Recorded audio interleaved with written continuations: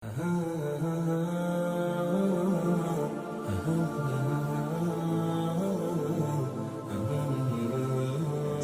محیاہم و مماتہم ساء ما یحکمون۔ اللہ خود فرما رہا ہے کہ یہ کتنا بڑا گمان لگاتے ہیں کہ بھائی ان کی زندگی بھی ہم جیسی ہے، وہ بھی ہماری طرح ہے، کہ بھئی یہ قصے کہانیاں سناتے ہیں۔ تو اگر ہم قصے کہانی سنا رہے ہیں تو آپ بتائیں قرآن مجید فرقان حمید میں کیا موجود ہے؟ کیا قرآن مجید فرقان حمید میں واقعات موجود نہیں ہیں؟ کیا قرآن مجید فرقان حمید میں قصے کہانیاں موجود نہیں ہیں؟ کیا حضرت ابراہیم کے واقعات قرآن مجید میں نہیں؟ کیا حضرت سلیمان کے واقعات قرآن مجید میں نہیں؟ کیا تختہ بلقیس کا لانا عاصم بن برقیہ کے ایک لمحے میں آپ نے تختہ بلقیس کو حضرت سلیمان کی بارگاہ میں پیش کر دیا کہ یہ واقعہ قرآن مجید فرقان حمید میں موجود نہیں؟ کیا آگ کا گلزار بن جانا یہ واقعہ قرآن مجید فرقان حمید میں موجود نہیں؟ کیا اللہ تبارک و تعالیٰ کا بنی اسرائیل پر عذاب نازل کرنا، جوؤں کا عذاب نازل کرنا، ان کو خنزیر اور بندر بنا دینا، کیا یہ واقعات قرآن مجید فرقان حمید میں موجود نہیں؟ تو پھر پورا کا پورا قرآن بھی تو واقعات اور قصوں سے بھرا ہوا ہے، یہ بھی تو کرامات اور معجزات سے بھرا ہوا ہے۔ کئی انبیاء علیہ السلام کی کرامت، واقعات، معجزات اس قرآن مجید فرقان حمید میں موجود ہیں۔ اللہ تبارک و تعالیٰ نے یہ شان عطا فرماتا ہے کہ اپنی زندگی میں بھی اور دنیا سے جانے کے بعد بھی جس کی چاہے اللہ تبارک و تعالیٰ کی عطا کردہ طاقت سے یہ اس کی مدد بھی فرما سکتے ہیں۔ اللہ تبارک و تعالیٰ نے فرمایا ام حسیبا، وہ کیا، وہ یہ سمجھتے ہیں، وہ گمان کرتے ہیں، کون؟ اللہ نے فرمایا الذین اجترحوا السیئات، وہ لوگ جو برے کام کرتے ہیں، گناہ کرتے ہیں۔ کیا گمان کرتے ہیں؟ فرمایا ان نجعلہم، یعنی کہ وہ یہ گمان کرتے ہیں اللہ تبارک و تعالی ہمیں بھی بنا دے گا۔ کیا بنا دے گا؟ وہ یہ گمان کرتے ہیں کالذین آمنوا وعملوا الصالحات، کہ اللہ تبارک و تعالی ہمیں ان کی طرح بنا دے گا جو نیک اعمال کرتے ہیں، صالحات ہیں، یعنی کہ مومنین ہیں، ان جیسا بنا دے گا۔ یعنی ایک طرف ہے غیر مسلم اور دوسری طرف ہے مسلمان، ایک طرف ہے گناہگار، دوسری طرف ہے نیک۔ مثال کے طور پر ایک طرف ہے خواجہ غریب نواز رحمۃ اللہ تعالی علیہ، جو روزانہ 2 مرتبہ قرآن مجید فرقان حمید مکمل تلاوت کیا کرتے تھے، اور دوسری طرف وہ بندہ جس کو کبھی قرآن کریم کھولنے کی توفیق ہی نہیں ملتی ہے۔ ایک طرف وہ جو خواجہ غریب نواز رحمۃ اللہ تعالی علیہ ساری رات اللہ تبارک و تعالی کی عبادت کرتے کہ یہاں تک کہ عشاء کے وضو سے فجر کی نماز بھی ادا کرتے تھے، اور دوسری طرف ہم جیسے گناہگار کہ جن کی راتیں گناہوں میں یا غفلت میں یا سوتے میں گزر جاتی ہیں۔ ایک طرف وہ خواجہ غریب نواز جو سنتوں کے پابند اور ساری زندگی سادگی کے ساتھ گزار دی، اور دوسری طرف وہ بندہ ہے جو فیشن کا شیدائی، جائز اور ناجائز کی فکر ہی نہیں کرتا۔ ایک طرف وہ خواجہ غریب نواز جو پڑوسیوں کا بہت خیال رکھنے والے، اور دوسری طرف وہ بندہ کہ جو پڑوسیوں کا بالکل بھی خیال نہیں کرتا ہے۔ کیا یہ دونوں برابر ہو سکتے ہیں؟ بالکل بھی نہیں۔ اب یہاں ذہن میں سوال پیدا ہوتا ہے کہ گناہگار ولی کامل میں کیا فرق ہے؟ دونوں کا کس لحاظ سے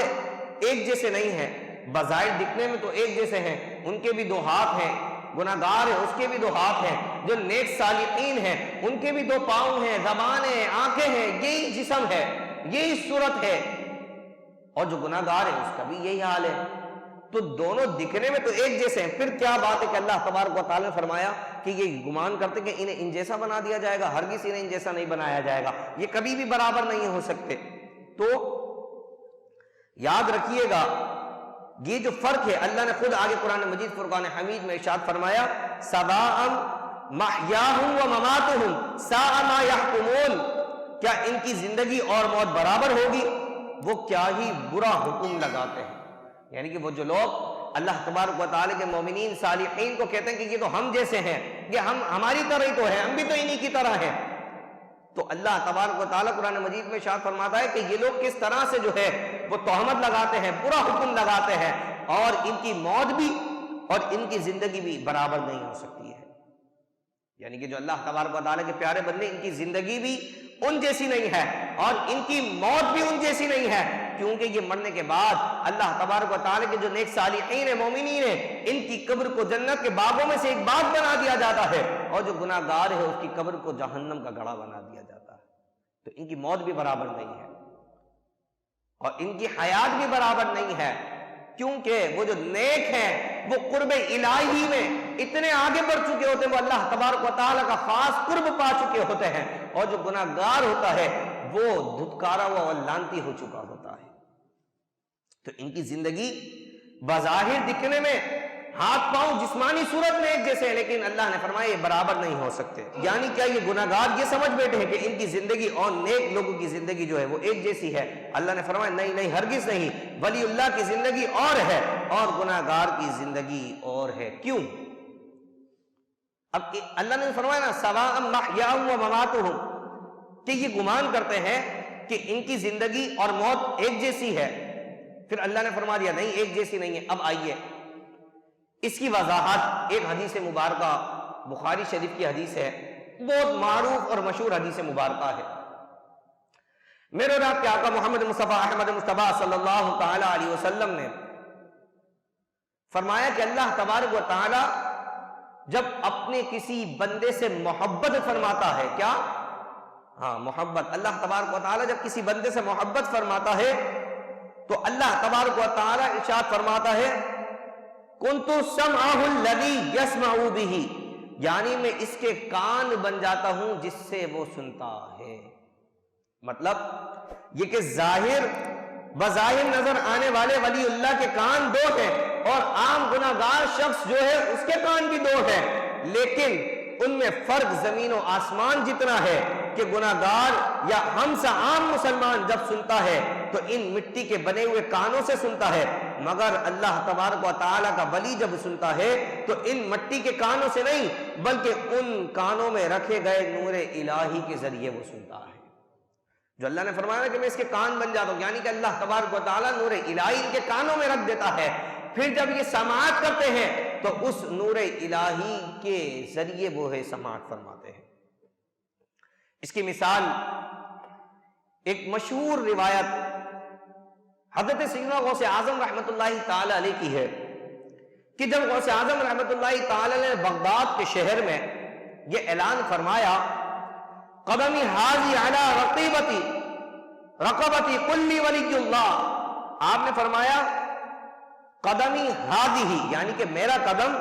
علی رقبتی کلی ولی اللہ، ہر اللہ کے ولی کی گردن پر ہے۔ نہ اس مائک پہ آپ نے اعلان کیا،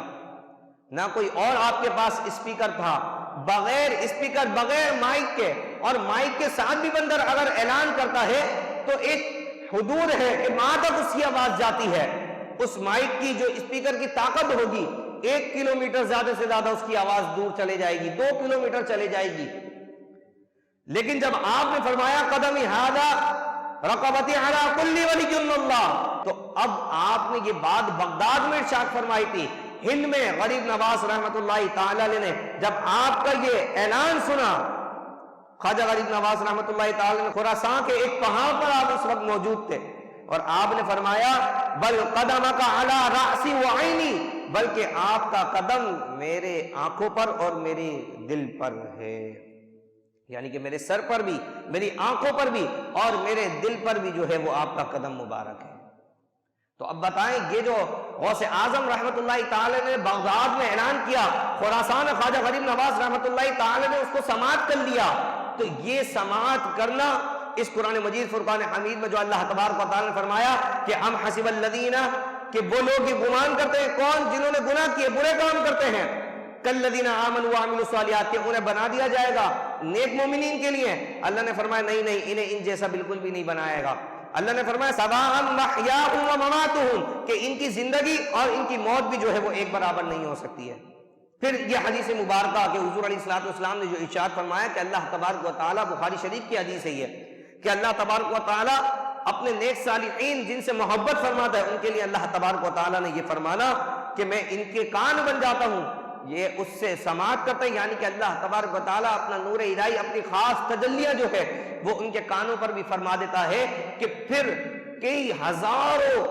میل کا فاصلہ بھی ہو وہ ان باتوں کو بھی سن لیتے ہیں جنہیں اللہ تبارک و تعالیٰ چاہتا ہے۔ آپ دیکھیں قرآن مجید فرقان حمید میں بھی اس کی ایک مثال موجود ہے۔ حضرت سلیمان علی نبینا و علیہ الصلوۃ والسلام کا ایک واقعہ، بڑا ہی مشہور واقعہ آپ لوگوں نے بھی سن رکھا ہوگا کہ جب حضرت سلیمان کا لشکر ایک جگہ سے گزر رہا تھا تو 3 میل کی دور پر چونٹیوں کا ایک لشکر تھا۔ چونٹیوں میں سے ایک چونٹی نے کہا کہ ابھی سلیمان کا لشکر یہاں سے گزرنے والا ہے، تم اپنے بلوں میں گزر جاؤ، کیونکہ سلیمان کا جب لشکر یہاں سے گزرے گا تو اس تیز رفتار کی وجہ سے تمام کی تمام ہلاک ہو جاؤ گی۔ اب 3 میل دور قافلہ تھا، ابھی 3 میل دور۔ حضرت سلیمان علیہ السلام نے اس چونٹی کی آواز کو سماعت کیا اور آپ مسکرائے۔ فَتَبَسَّمَ ضَاحِكًا مِّن قَوْلِهَا، قرآن نے کہا کہ حضرت سلیمان 3 میل دور جو ہے وہ اس چونٹی کی بات کو سن کر آپ مسکرائے اور آپ نے اپنا رستہ جو ہے وہ دوسری طرف کر لیا، اپنے رستے کو تھوڑا سا آپ نے گھما لیا، موڑ لیا کہ اپنی چونٹیوں کی جو ہے وہ ہلاکت نہ ہو جائے۔ اب دیکھیں گے اللہ تبارک و تعالی نے حضرت سلیمان علی نبینا و علیہ الصلوۃ والسلام کو یہ طاقت کیسے عطا فرمائی کہ اس چونٹی جو 3 کلومیٹر دور ہے، آپ نے اس کی آواز کو سماعت بھی کر لیا اور آپ اس کی بات پر مسکرائے اور آپ نے اپنا رستہ بھی تبدیل کر لیا۔ سورہ نمل اٹھا کے پڑھیں 19واں پارہ، پورا واقعہ جو ہے اس کے اندر یہ موجود ہے حضرت سلیمان علیہ الصلوۃ والسلام کا۔ حدیث قدسی جو حضور علیہ الصلوۃ والسلام نے ذکر فرمائی کہ اللہ تبارک و تعالی ارشاد فرماتا ہے کہ میں جس سے محبت کرتا ہوں کنت سمعہ الذی یسمع بہ، کہ میں اس کی سماعت بن جاتا ہوں، اس کے کان بن جاتا ہوں جس سے وہ سماعت کرتا ہے، یعنی کہ اللہ تبارک و تعالی نور الہی ان کے کانوں میں رکھ دیتا ہے۔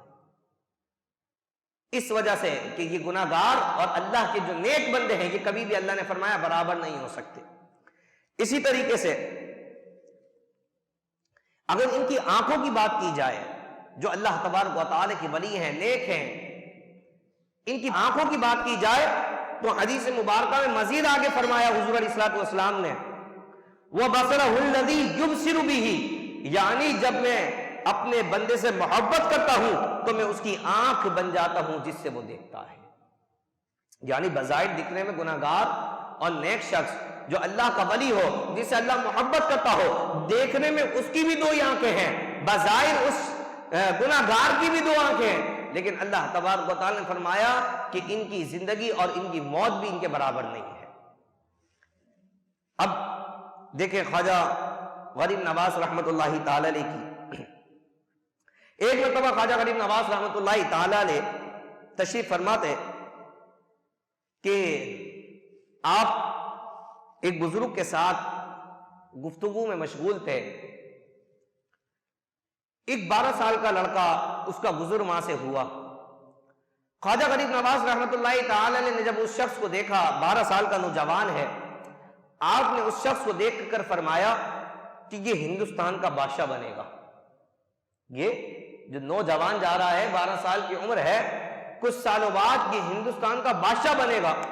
اور پھر ہوا یہ کہ کچھ سال گزرنے کے بعد وہ اللہ تبارک و تعالی نے اس شخص کو جو ہے وہ ہندوستان کا بادشاہ بنا دیا، اور اس شخص کا نام بادشاہ التمش رحمت اللہ تعالی علیہ، کیونکہ یہ خواجہ غریب نواز رحمت اللہ تعالی علیہ کے مرید ہو چکے تھے، اور پھر یہ ہندوستان کے جو ہے وہ بہت بڑے بادشاہ بھی بنے۔ شمس الدین التمش رحمت اللہ تعالی علیہ یہ ہندوستان کے بادشاہ تھے۔ 12 سال کی عمر تھی کہ خواجہ غریب نواز رحمت اللہ تعالی علیہ نے ان کو دیکھ کر ان کے فیوچر کے بارے میں بتا دیا کہ اللہ تبارک و تعالیٰ انہیں ہندوستان کا بادشاہ بنائے گا۔ تو اللہ نے فرمایا کہ یہ جو گناہگار ہیں اور جو میرے نیک بندے ہیں، ان کی زندگی بھی برابر نہیں ہے، یعنی کہ ان کی حیات ایک جیسی نہیں ہے۔ بظاہر دکھنے میں تو ان کی زندگی ایک جیسی ہے کہ یہ بھی کھاتے پیتے ہیں، یہ بھی چلتے ہیں، ان کے بھی ہاتھ پاؤں ہیں، لیکن اللہ نے فرمایا کہ یہ ایک جیسے نہیں ہے۔ کیوں؟ کیونکہ اللہ تبارک و تعالیٰ جب جس سے محبت کرتا ہے تو اللہ نے فرمایا میں اس کی آنکھ بن جاتا ہوں کہ جس کے ساتھ وہ دیکھتا ہے۔ پھر اللہ تبارک و تعالیٰ ان کی آنکھوں میں وہ بصیرت عطا فرماتا ہے کہ جو کام ان فیوچر ہونے والا ہے اللہ تبارک و تعالیٰ انہیں وہ پہلے سے ہی جو ہے وہ دکھا دیتا ہے، یا جو واقعات ماضی میں گزر چکے ہوتے ہیں اللہ تبارک و تعالیٰ ان کے سامنے ان واقعات کو بھی جو ہے وہ ظاہر کر دیتا ہے۔ ہندوستان میں جب خواجہ غریب نواز رحمت اللہ تعالی علیہ پہنچے تھے تو اس وقت ایک بادشاہ تھا ہندوستان کا، بہت ہی ظالم بادشاہ تھا اور سخت مزاج تھا، لوگوں کو تکلیفیں پہنچاتا، یہاں تک کہ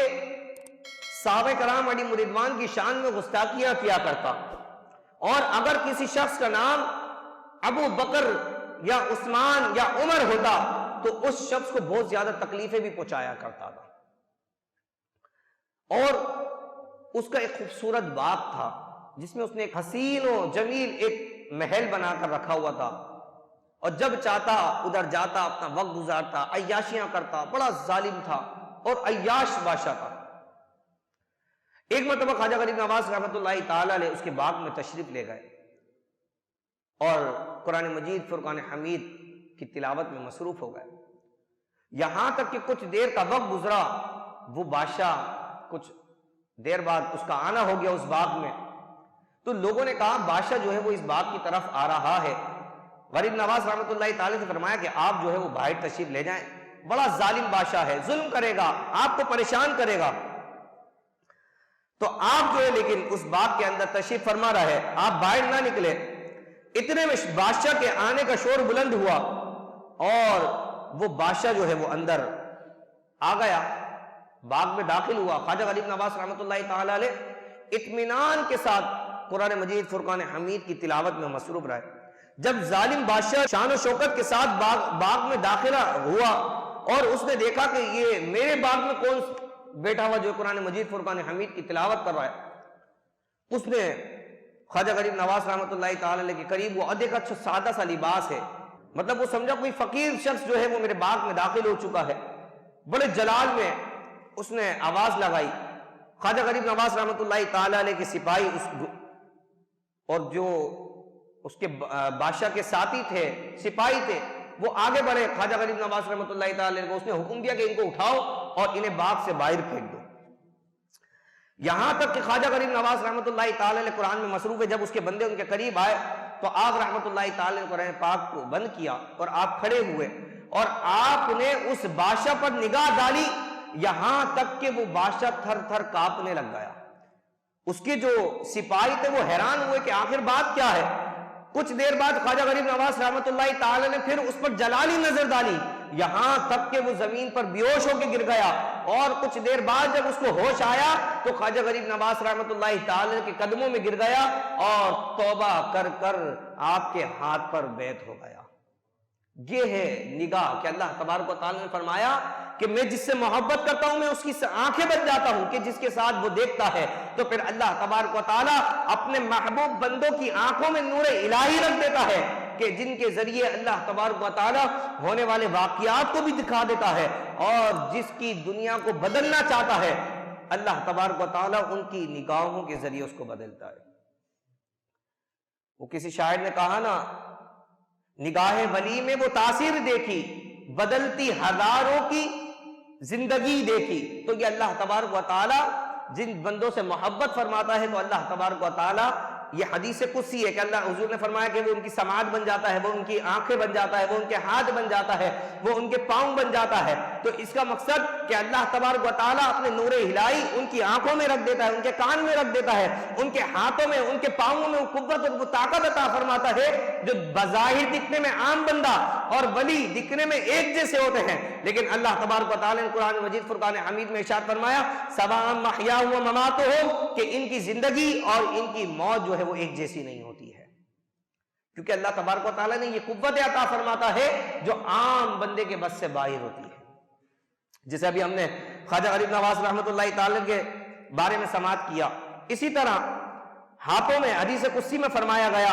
وَيَدَهُ الَّتِي يَبْطِشُ بِهَا، یعنی جب میں اپنے بندے سے محبت کرتا ہوں تو میں اس کے ہاتھ بن جاتا ہوں جن سے وہ پکڑتا ہے۔ خواجہ غریب نواز رحمۃ اللہ تعالی علیہ کا ایک بڑا ہی مشہور واقعہ آپ نے بھی کئی بار سن رکھا ہوگا کہ آپ نے ایک چھاگل کے اندر پورا دریا جو ہے وہ ایک چھاگل میں آپ رحمۃ اللہ تعالی علیہ کے سما گیا تھا۔ خواجہ غریب نواز رحمۃ اللہ تعالی علیہ کا بڑا مشہور واقعہ ہے کہ اجمیر شریف کے مشہور تالاب انا ساگر میں آپ غسل فرما رہے تھے، اور یہاں پر جو ہے وہ کفاروں کا غلبہ زیادہ تھا، کثیر تعداد میں کفار تھے۔ جب انہیں پتا چلا کہ مسلمان اس تالاب سے غسل کرتے ہیں مسلمان یہاں سے وضو کے لیے پانی لے کے جاتے ہیں، تو کفاروں نے کیا کیا کہ اپنے سپاہیوں کو یہاں کھڑا کر دیا اور کہا کہ اب انہیں جو ہے یہاں سے پانی نہیں دیا جائے گا۔ خواجہ غریب نواز رحمۃ اللہ تعالی نے اپنے مرید کو اپنے ایک چھاگل دیا اور کہا جاؤ اور اس کو پانی سے بھر کر لے آؤ۔ جب اس مرید نے اس تالاب میں انا ساگر میں اس کو پانی کو بھرنے کے لیے ڈالا تو روایتوں میں آتا ہے کہ وہ پورا کا پورا تالاب اس میں سما گیا، یعنی کہ اللہ تبارک و تعالی نے پورا جو انا ساگر تالاب تھا اس کو خشک فرما دیا، خود پانی کی قلت ہو گئی۔ پھر وہ خواجہ غریب نواز رحمۃ اللہ تعالی کی بارگاہ میں حاضر ہوئے، توبہ کی، استغفار کیا، تو آپ نے وہ پانی دوبارہ الٹ دیا، اللہ تبارک و تعالی نے اس تالاب کو دوبارہ سے بھر دیا۔ تو یہ اللہ تبارک و تعالی ان بندوں کو جن سے محبت فرماتا ہے انہیں یہ قوت عطا فرماتا ہے کہ اللہ تبارک و تعالیٰ پھر انہیں ان کے ہاتھوں میں بھی ایسی شفا رکھ دیتا ہے، ایسی قوت رکھ دیتا ہے کہ وہ جو چاہتے ہیں اللہ تبارک و تعالیٰ اس کو پورا فرما دیتا ہے۔ تو یہ حدیث قدسی کہ جس میں ہم نے سماعت کیا، اسی طرح پاؤں اور بے شمار اگر ہم دیکھیں، خواجہ غریب نواز رحمۃ اللہ تعالی کے بارے میں آتا ہے کہ آپ روزانہ اپنے جب حجرے میں جاتے رات کے وقت آپ بیت اللہ شریف تشریف لے جاتے، وہاں طواف کرتے اور رات ہی رات جو ہے وہ آپ اپنے حجرے میں واپس آ جایا کرتے تھے۔ یہ اللہ تبارک و تعالی انہیں قوت عطا فرماتا ہے۔ تو یاد رکھیے گا کہ آج کل سوشل میڈیا کا دور ہے، لوگ کرامتوں کا صاف انکار کرتے ہیں، کہتے ہیں بھئی یہ عقل میں نہیں آتی ہے۔ کرامت کہتے ہی اسی بات کو ہے جو انسان کی عقل میں نہ آئے، وہ کام جو عادتاً ممکن ہی نہ ہو، اس کام کو اگر وہ کسی اللہ کے محبوب بندے کے ہاتھ سے ہو تو اسی کو تو کرامت کہا جاتا ہے۔ تو اللہ نے یہی تو قرآن مجید فرقان حمید میں ارشاد فرمایا نا کہ یہ لوگ جو گمان کرتے ہیں سواء محیاہم و مماتہم ساء ما یحکمون، اللہ خود فرما رہا ہے کہ یہ کتنا بڑا گمان لگاتے ہیں کہ بھائی ان کی زندگی بھی ہم جیسی ہے، وہ بھی ہماری طرح ہے۔ یہ تو عقل میں ہی نہیں آتی، ایسا کیسے ہو سکتا ہے کہ بھئی یہ قصے کہانیاں سناتے ہیں۔ تو اگر ہم قصے کہانی سنا رہے ہیں تو آپ بتائیں قرآن مجید فرقان حمید میں کیا موجود ہے؟ کیا قرآن مجید فرقان حمید میں واقعات موجود نہیں ہیں؟ کیا قرآن مجید فرقان حمید میں قصے کہانیاں موجود نہیں ہیں؟ کیا حضرت ابراہیم کے واقعات قرآن مجید میں نہیں؟ کیا حضرت سلیمان کے واقعات قرآن مجید میں نہیں؟ کیا تختہ بلقیس کا لانا عاصم بن برقیہ کے ایک لمحے میں آپ نے تختہ بلقیس کو حضرت سلیمان کی بارگاہ میں پیش کر دیا کہ یہ واقعہ قرآن مجید فرقان حمید میں موجود نہیں؟ کیا آگ کا گلزار بن جانا یہ واقعہ قرآن مجید فرقان حمید میں موجود نہیں؟ کیا اللہ تبارک و تعالیٰ کا بنی اسرائیل پر عذاب نازل کرنا، جوؤں کا عذاب نازل کرنا، ان کو خنزیر اور بندر بنا دینا، کیا یہ واقعات قرآن مجید فرقان حمید میں موجود نہیں؟ تو پھر پورا کا پورا قرآن بھی تو واقعات اور قصوں سے بھرا ہوا ہے، یہ بھی تو کرامات اور معجزات سے بھرا ہوا ہے۔ کئی انبیاء علیہ الصلوۃ والسلام کی کرامت، واقعات، معجزات اس قرآن مجید فرقان حمید میں موجود ہیں۔ اللہ تبارک و تعالیٰ نے یہ شان عطا فرماتا ہے کہ اپنی زندگی میں بھی اور دنیا سے جانے کے بعد بھی جس کی چاہے اللہ تبارک و تعالیٰ کی عطا کردہ طاقت سے یہ اس کی مدد بھی فرما سکتے ہیں۔ بے شمار، ابھی تو وقت ہمارے پاس مختصر ہے، ورنہ قرآن مجید میں بے شمار واقعات اس طریقے کے موجود ہیں خود قرآن مجید فرقان حمید میں۔ تو وہ لوگ جو اس طریقے کی باتیں کرتے ہیں کہ اولیاء کا بالکل انکار کرتے ہیں کہ بھئی یہ تو بات سمجھ میں نہیں آتی، یہ کیسے ممکن ہو سکتا ہے، تو پھر یعنی کہ وہ صرف اس کا انکار نہیں کر رہے، اگر بات آگے لے کے جائیں گے تو بات بہت آگے تک جائے گی، اور یہاں تک کہ پھر قرآن مجید فرقان حمید کے واقعات بھی محفوظ نہیں رہیں گے۔ تو ہمیں اس دور میں اپنے آپ کو ان لوگوں سے بچائیں جو سوشل میڈیا پہ بیٹھ کر ایک کمرے میں بیٹھ کر صرف کیمرے کے آگے جو ہے وہ اس طریقے کی باتیں کرتے ہیں، جو اللہ تبارک و تعالیٰ کے محبوب بندوں سے دور کرنے کی باتیں کرتے ہیں، جو صحابہ کرام علیہ رضوان کی شان میں گستاخیاں کرتے ہیں، صحابہ کرام علیہ رضوان سے دور کرنے کی باتیں کرتے ہیں۔ اور یاد رکھیں جو صحابہ کرام کے اگر کوئی واقعات ہیں، جیسے کہ آج کل سوشل میڈیا کے اوپر جنگ جمل کا، جنگ صفین کا، ان واقعات کو بہت زیادہ جو ہے سوشل میڈیا پہ لیا جاتا ہے، تو یاد رکھیں جتنے بھی صحابہ کرام علیہ رضوان کے آپس کے مشاجرات ہیں ہمیں ان میں پڑھنے کی ضرورت نہیں ہے۔ دیکھیں وہ صحابی کسی فعل کی وجہ سے نہیں بنے، وہ صحابی کس وجہ سے بنے کہ انہوں نے ایمان کی حالت میں حضور علیہ الصلوۃ والسلام کا دیدار کیا اور ایمان کی حالت میں دنیا سے گئے۔ وہ شخص کیا ہے؟ وہ صحابی ہے۔ وہ کیا ہے؟ صحابی۔ اب جب وہ صحابی بن گیا اس کا مقام یہ ہے کوئی بڑے سے بڑا غوث، بڑے سے بڑا قطب، بڑے سے بڑا ابدال جو ہے وہ ایک عام صحابی کی بھی شان و شوکت کے برابر نہیں پہنچ سکتا۔ اتنا بڑا اللہ نے مقام عطا فرمایا ہے صحابی کو۔ تو ہمیں ان کے مشاجرات میں پڑنے کی ضرورت نہیں ہے. جو ان کے معاملات ہیں وہ اللہ تبارک و تعالی جانے، لیکن ان کی جو شانیں ہیں وہ بہت بلند ہے. تو ہمیں ہر صحابی کی جو شان میں ادب و احترام سے الفاظ کا استعمال کرنا ہے. ہر صحابی سے ہمیں محبت کرنی ہے. ہر صحابی